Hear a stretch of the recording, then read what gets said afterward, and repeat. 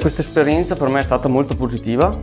Volevo anche mettermi in gioco con me stesso. Mi ha suscitato fin da subito un certo interesse, perché mi permetteva di andare all'estero e conoscere una cultura e una realtà diversa da quella che c'è a casa. Un periodo di tempo molto importante, è un lungo periodo di tempo, però diciamo che essendo su un altro paese che non hai mai visto, ci sono molte cose da fare. Ho scelto di partecipare al programma Erasmus Plus per ampliare il mio livello sia professionale che culturale e soprattutto per conoscere meglio la lingua inglese. Una delle esperienze che mi porto a casa più importanti è stata quella di riuscire anche a comprendere l'importanza del lavorare in gruppo. Come esperienza molto positiva è stato il rapporto con gli operai dell'azienda, che pur non parlando un inglese molto buono siamo riusciti a comunicare grazie anche al Google Traduttore. È stato un fatto molto simpatico. Mi ha messo davanti due esperienze lavorative completamente diverse.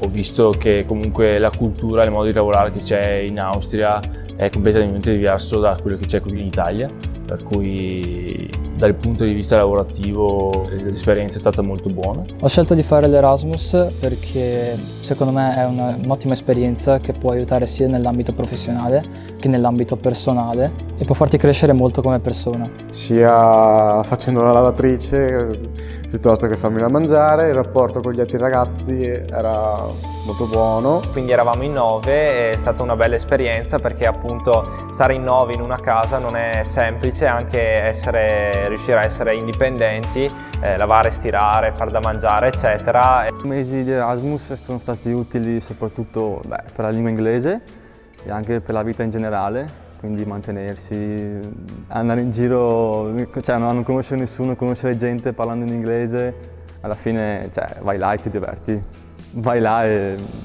è difficile da spiegare, ma viverlo secondo me è una cosa pazzesca.